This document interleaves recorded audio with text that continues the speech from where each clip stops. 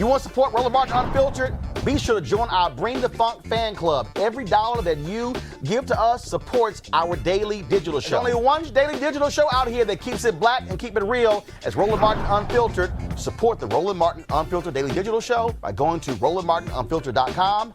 You can make this possible. Now, we talk about what's happening with police all around the country. So much attention is being focused on them. In fact, the New York Times has a news story out detailing what took place there, where they have 60 video examples of cops attacking people, attacking protesters.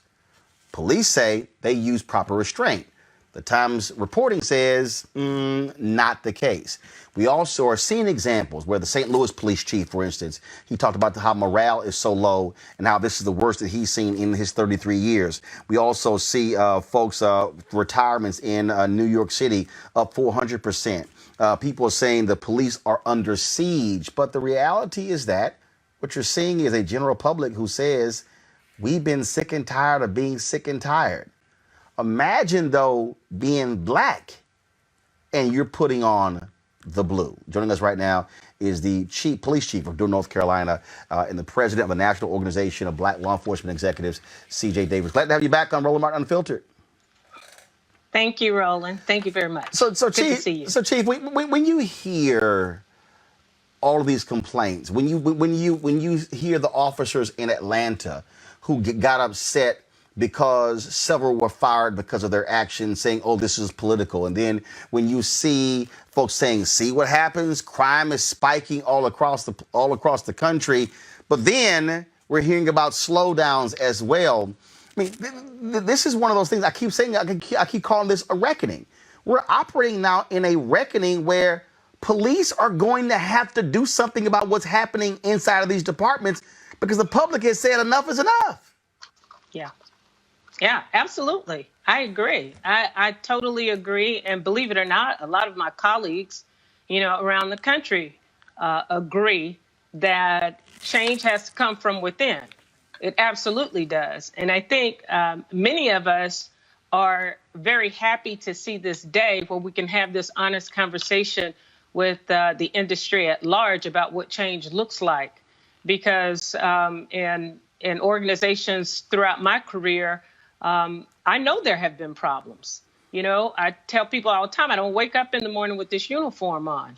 I wake up in the morning as an African-American female, a member of my community, one who has always been very connected to my community and understands what that cry for change is really all about. And working on the inside of a department, especially as an African-American female that's been in this work for 34 years, to experience discrimination or disparate treatment, not just only as an African-American female, but also as African-American, but as a female as well.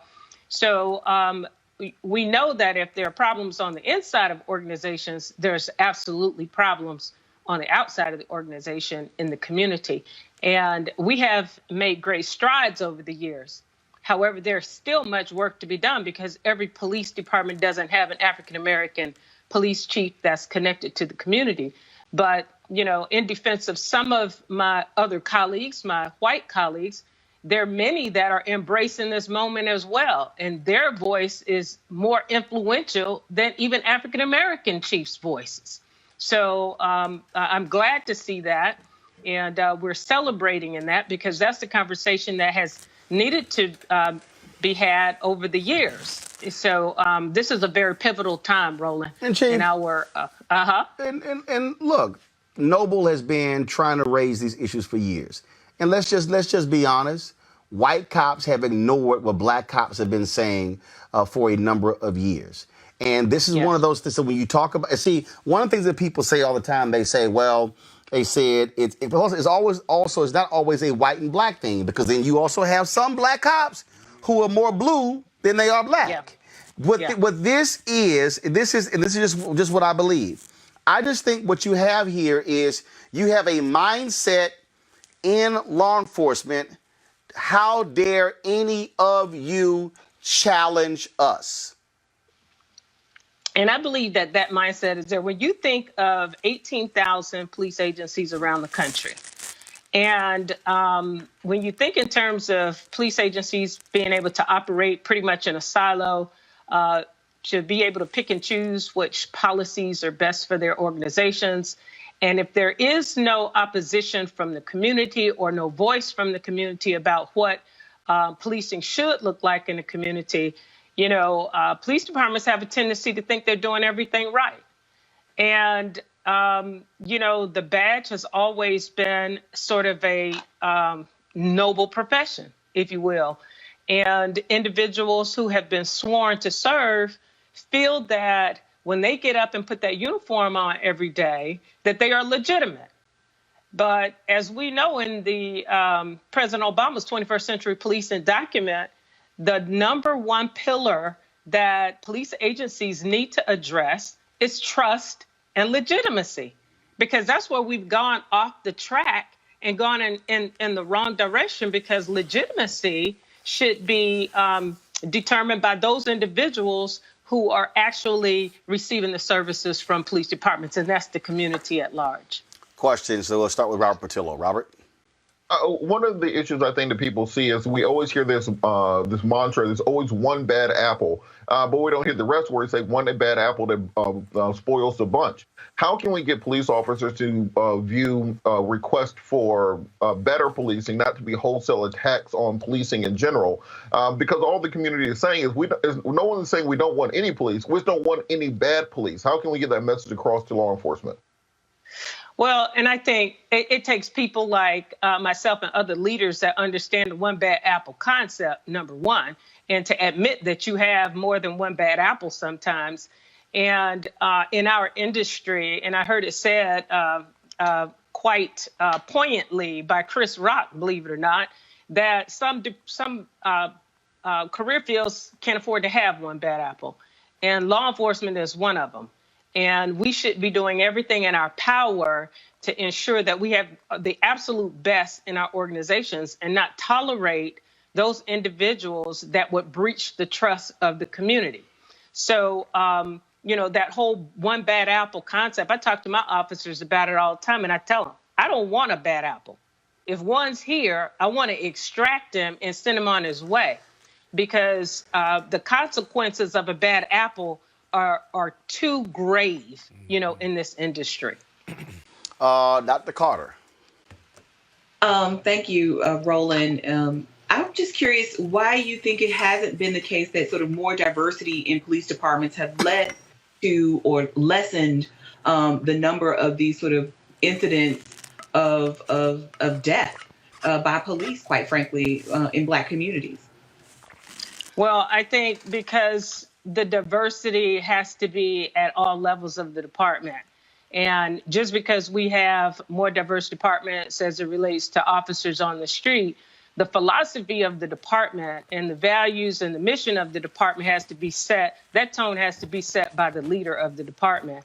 And it requires not just to have African-American chiefs or minority chiefs in place. It also requires that other individuals in the organization in leadership positions are also representative of the communities that they serve.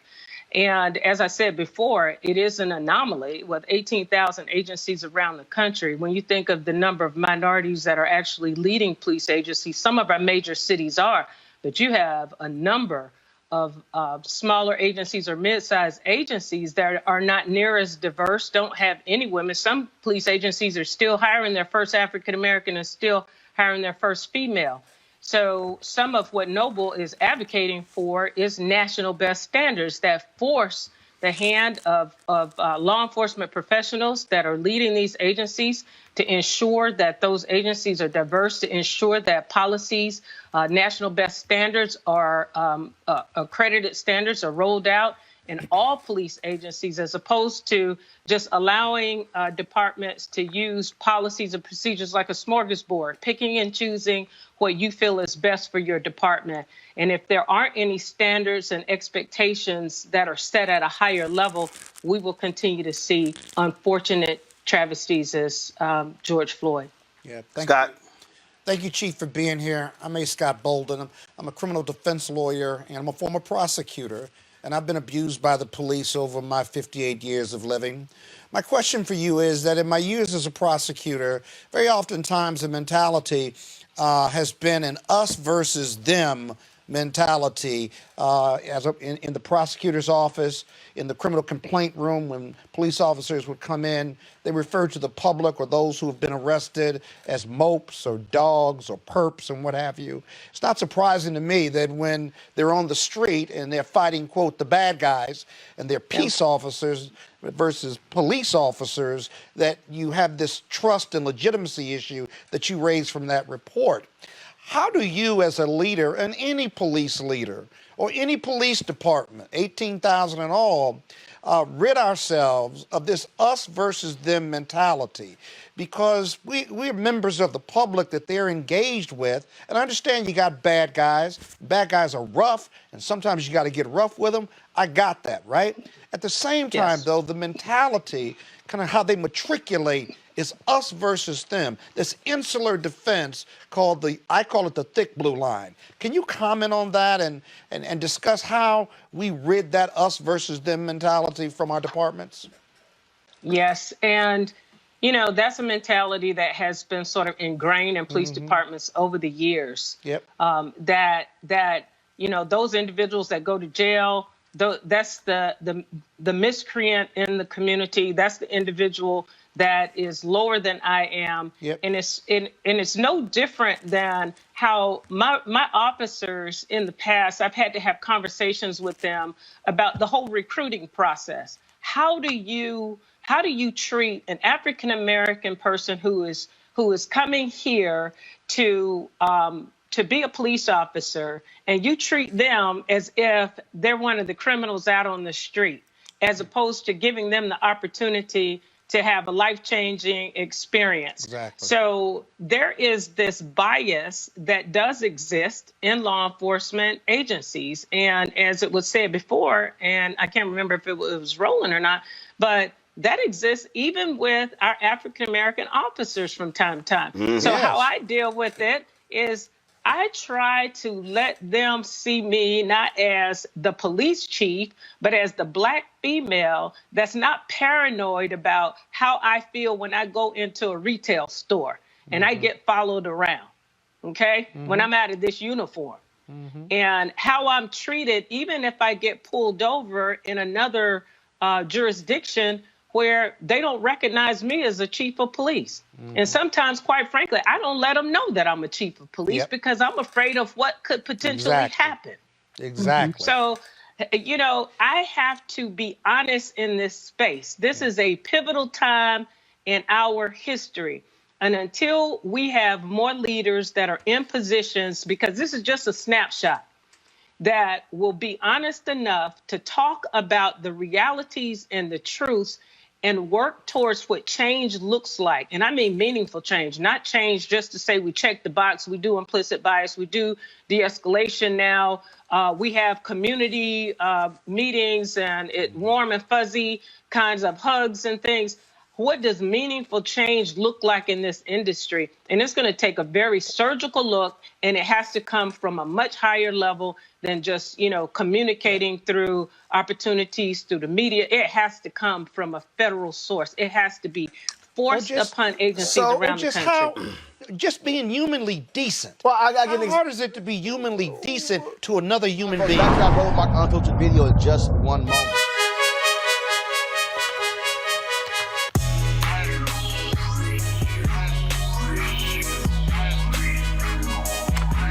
All right, folks, the folks at Ceek.com have an incredible offer for you folks. And these are these 360-degree 4D headphones that you can use for music, you can Bluetooth, you can for gamers, all that sort of stuff.